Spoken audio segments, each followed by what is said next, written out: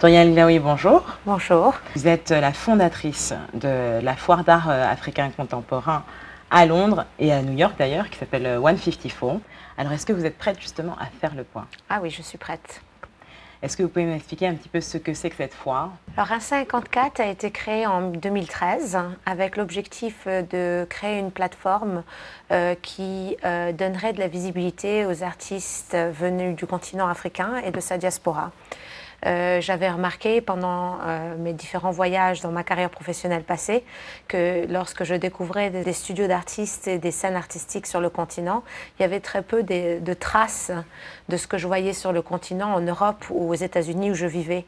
Et je ne comprenais pas qu'un tel continent avec tellement de richesses créatives et produites par des artistes qui étaient très connus des fois dans leur pays et assez établis, ne traversaient pas du tout les distances géographiques et n'étaient pas du tout présentes dans le circuit international de l'art contemporain. Et plus j'ai fait mon enquête personnelle sur ce marché d'art contemporain venant du continent, de sa diaspora africaine, je me suis rendu compte qu'en fait, il y avait un manque d'accès qui était peut-être le premier obstacle, et qu'il fallait absolument que ces artistes aient de la visibilité sur le marché international.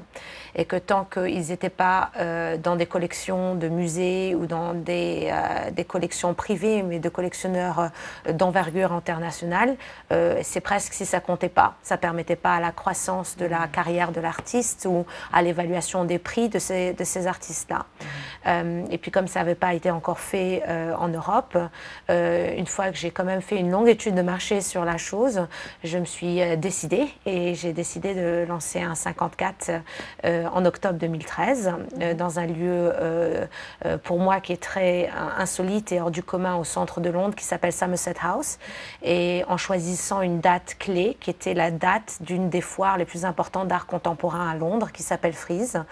Et je voulais absolument bénéficier de tous ces collectionneurs, de tous ces commissaires de musées qui étaient à Londres spécifiquement pour quelque chose d'autre et leur faire découvrir en fait ce que moi j'avais découvert depuis 5 ans parmi mes voyages que je trouvais extraordinaires. Donc là, vous n'avez rien laissé au hasard, hein. Ça a été d'abord le fruit d'une longue étude et puis ensuite, vous avez choisi la date en fonction de, comment dirais-je, des potentialités que vous pourriez évidemment recueillir, récolter à ce moment-là par rapport à la foire Frieze, quoi. Tout à fait. Comme je n'avais pas vraiment de référence aussi à laquelle me comparer, je pensais que de faire un événement comme ça en plein milieu de l'année où ces gens-là n'étaient pas à Londres forcément, n'aurait pas été d'une grande utilité pour l'événement et peut-être n'aurait pas donné cette visibilité qui était avant tout l'objectif principal de la foire. Donc la première année, on a commencé quand même assez petit.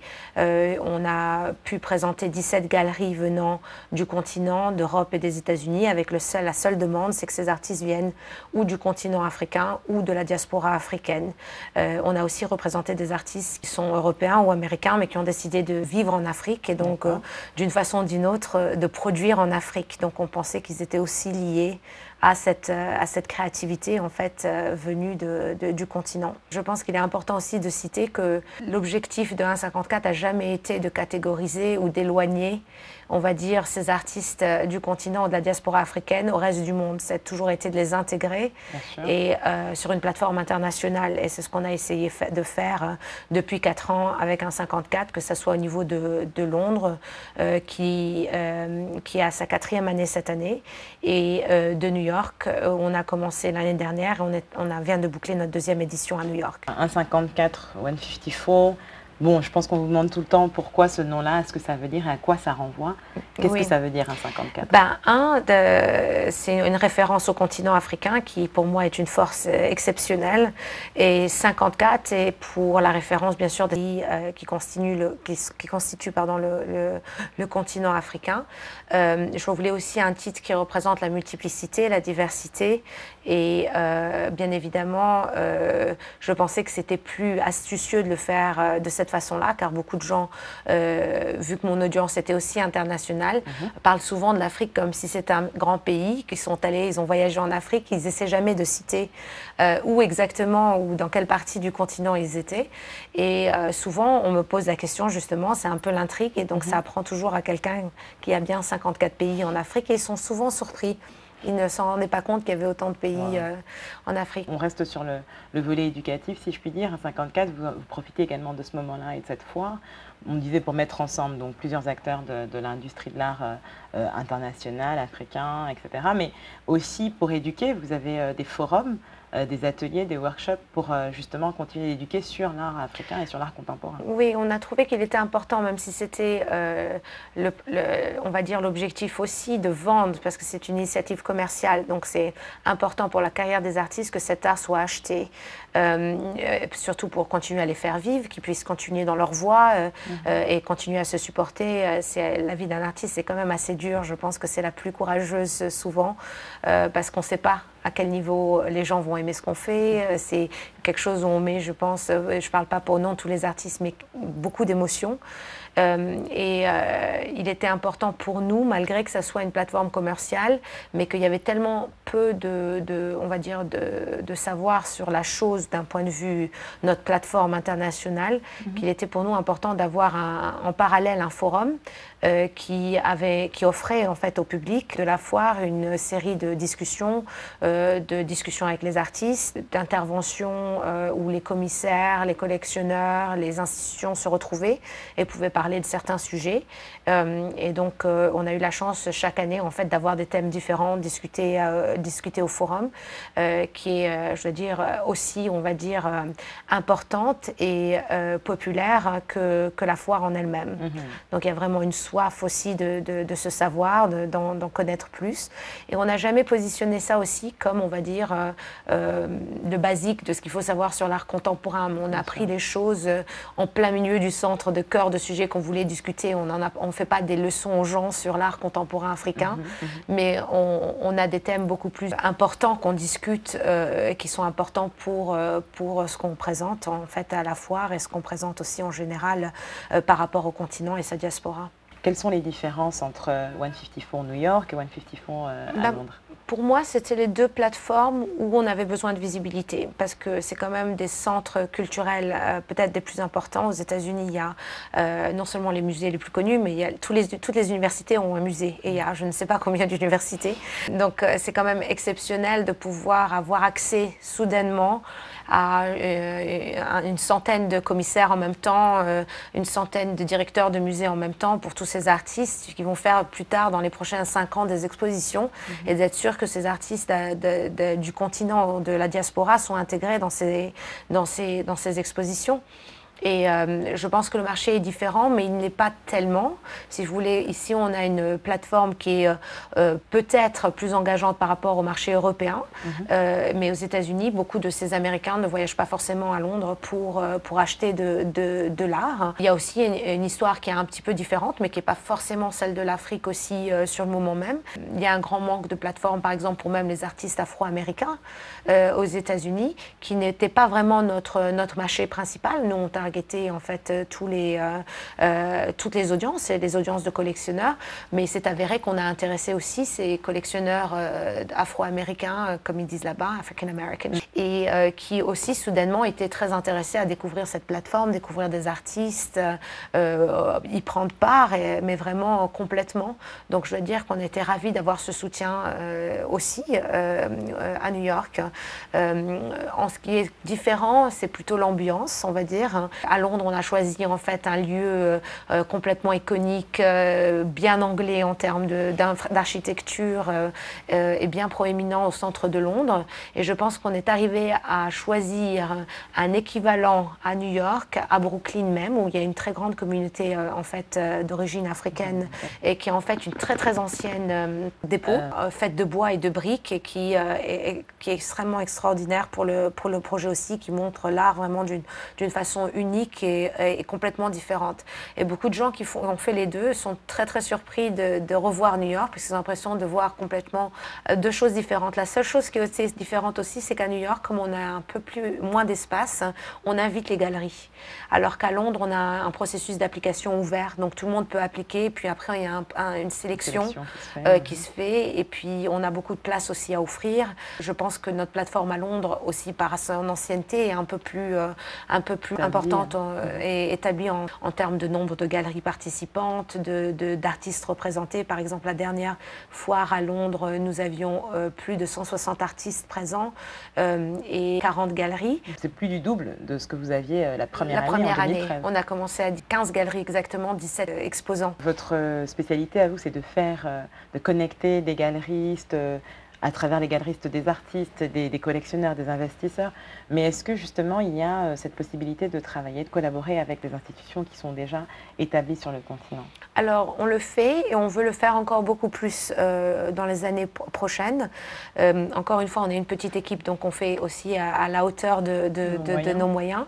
Alors ce qu'on a fait par exemple cette année et ce qu'on espère faire de plus en plus, c'est de faire des actions dans les pays qui ne sont pas forcément une foire, mais qui sont beaucoup plus peut-être d'un point de vue éducatif et qui sont peut-être plus utiles sur certains pays où on veut aller sur le continent.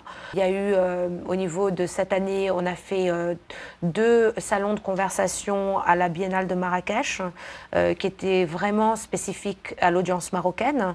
Il y en a une qui était sur comment collectionner en fait et essayer d'engager les gens sur à quel moment on commence, comment on peut commencer avec des intervenants complètement différents mais à un point de vue très utile quand on cherche à bâtir sa collection.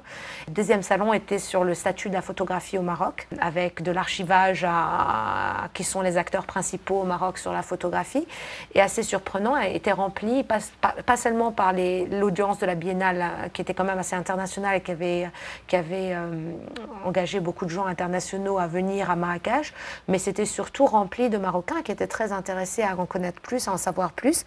Et ça, de ce point de vue-là, on a trouvé ces actions beaucoup plus importantes pour nous. Donc justement, Touria, vous avez parlé d'une question très très importante parce que beaucoup de gens en Afrique s'intéressent à l'art, beaucoup de gens promeuvent l'art à leur manière. Il y a beaucoup d'artistes, comme vous le disiez, il y a un talent fou en Afrique de Tanger jusqu'au Cap.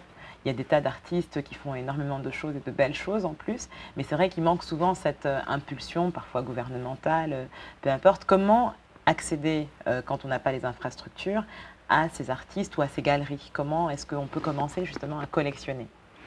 Alors, ce que moi j'ai toujours été surprise parmi mes voyages, c'est qu'il y a toujours une petite scène artistique quelque part, qui consiste à quelques écrivains, quelques artistes, quelques musiciens, et c'est souvent les gens les plus cool en fait de la ville. Donc, je veux dire, pour quelqu'un qui est juste intéressé à vouloir y accéder, je pense que si vraiment il a un point fort sur l'intérêt de ce qui se passe sur sa scène artistique, moi en tant que, je veux dire, souvent étrangère dans ces pays-là, je suis arriver à me débrouiller toute seule pour les découvrir. Donc je pense que vraiment, si l'intérêt est là, c'est quand même assez accessible.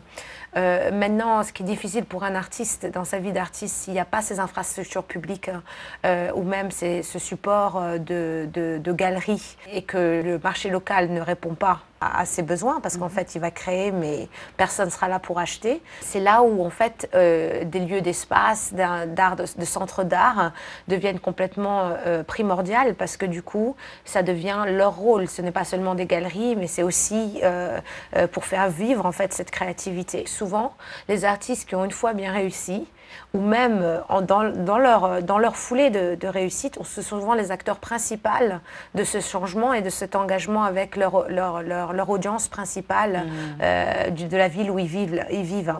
C'est eux-mêmes qui créent ces centres d'art qui reviennent, ou alors ils reviennent après quelques années, ils créent, ça il y a des exemples comme Barthélemy Togo avec sa station au Cameroun. Il y a peut-être Koyo en tant que curateur international, commissaire intérieur qui est revenu, qui a créé Hero à Dakar. C'est des acteurs qui ont fait profiter de leur expérience, de leur possibilité en fait, de faire vivre cette scène artistique dans le pays qu'ils avaient choisi à développer. Il y a aussi Bisi Silva au Nigeria qui a fait à Lagos un centre d'art qui a depuis des années promouvoit les jeunes artistes contemporains. Et ça fait des changements totaux parce qu'eux, ils ont des réseaux locaux et internationaux et donc permettent même à mettre, ce reste juste un puits de connaissances, c'est-à-dire même de proposer à un artiste, tu sais quoi, devine quoi, il y a une résidence qui existe à Amsterdam, il faudrait que tu appliques. C'est comme ça qu'on applique à une résidence parce qu'en fait, ce qu'on essaie essaie de tous faire, c'est de promouvoir des engagements, des échanges.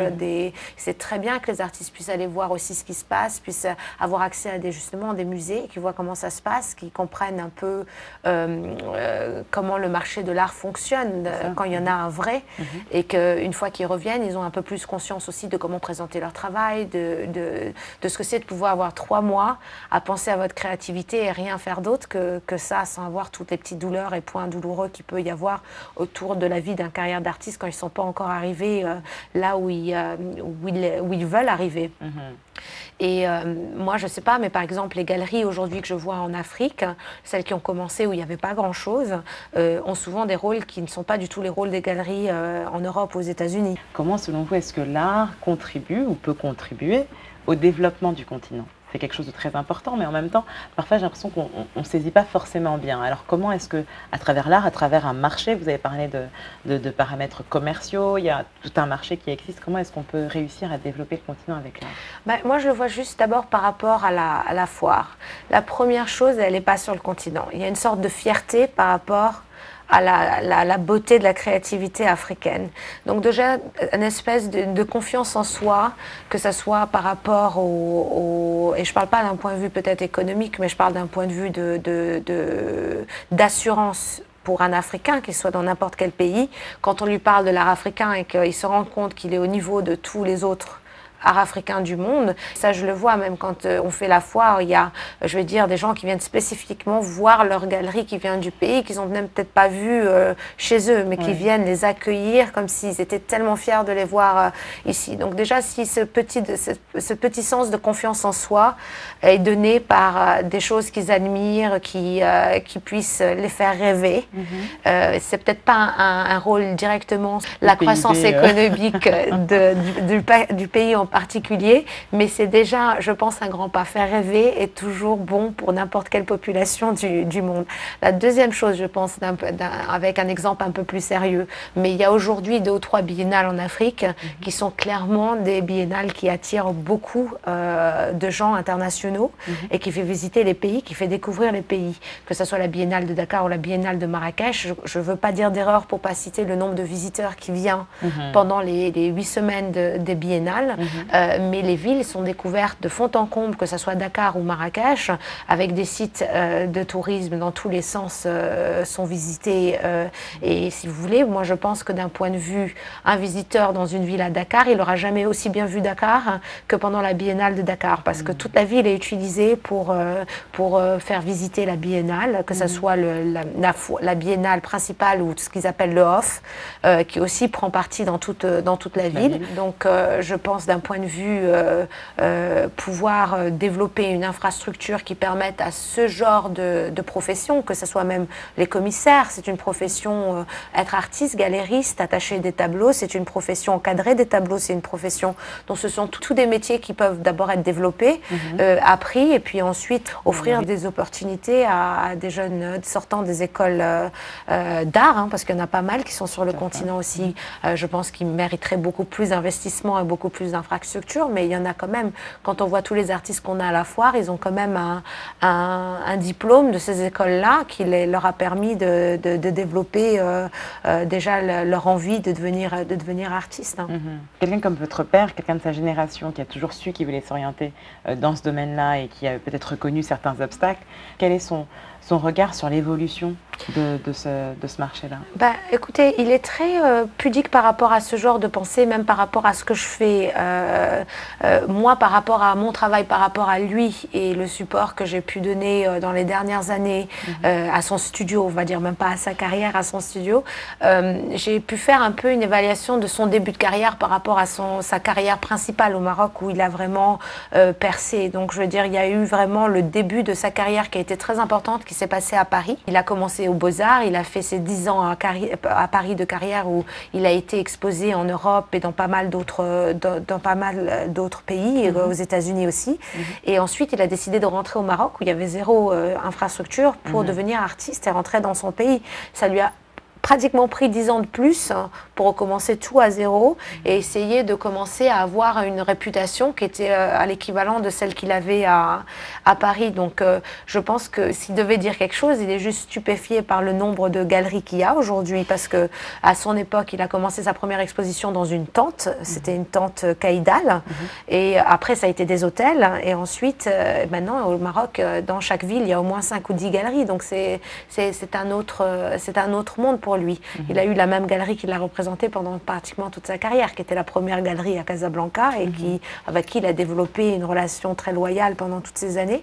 Il en avait parlé d'ailleurs dans une interview, ça je répète un de ses propos, c'est qu'à son époque, il n'y avait pas beaucoup de gens qui étaient capables de s'intéresser à ce qu'il faisait, et même pas beaucoup de références pour son père, qui était bon avec une attitude très sévère par rapport au fait qu'il voulait faire ça, parce qu'il n'avait pas de référence d'artiste marocain à l'époque qui avait fait une carrière ou qui en avait fait une carrière internationale. Donc pour lui, c'était très limité ce que mon père décidait de faire. Donc c'était beaucoup d'inquiétude plutôt que de restrictions, mais ça faisait partie des obstacles que lui a été obligé de faire. Alors aujourd'hui, je pense que la question est bien différente pour les artistes qui décident de faire ça en tant que carrière. C'est aussi le fait qu'il y a toute une plateforme digitale qui n'existait pas à l'époque aussi de cette génération, qui ouvre des portes qui n'auraient jamais été ouvertes avant. Nous, je sais que rien que la plateforme Artsy, qui est une plateforme en ligne qui promouvoit en fait la foire et les galeries avant l'ouverture de la foire, permet à des galeries qui sont basées sur le continent à avoir accès à des collectionneurs américains ou asiatiques que jamais ils auraient eu 2 générations avant, même une génération avant.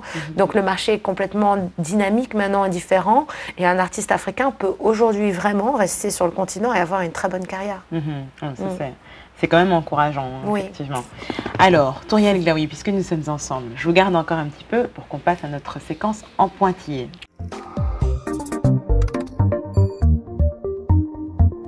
Touriel Glaoui, si je dis Afrique, quel est le point d'interrogation? Les investissements publics pour le développement culturel et la créativité des pays du continent.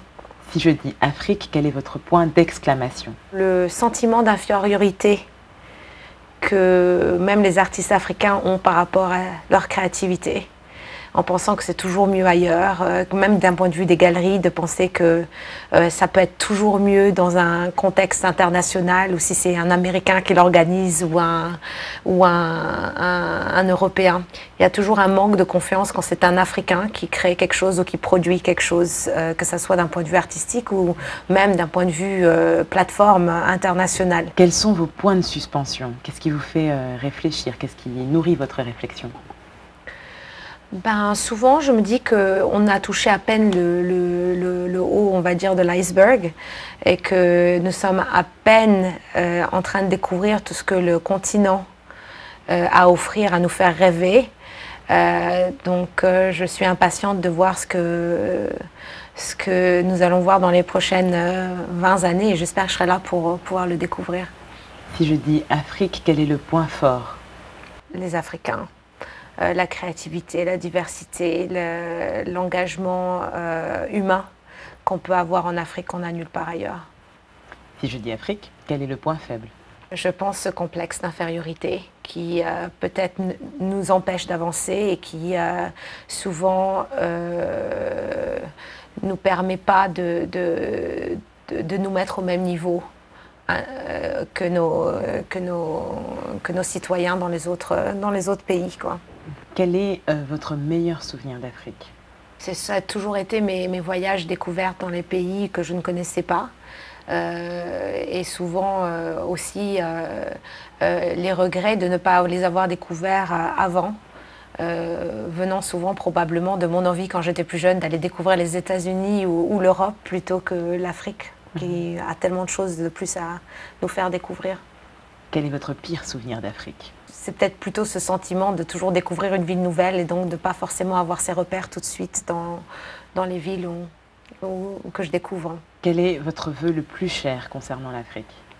Alors mon vœu le plus cher par rapport à ce que je fais, je vais parler plus de ça, c'est que justement ces artistes dans quelques années soient complètement intégrés aux plateformes internationales et qu'il n'y ait même plus peut-être besoin de 1,54 tellement les différences ne se voient plus et qu'il y a une acceptance, on va dire, complète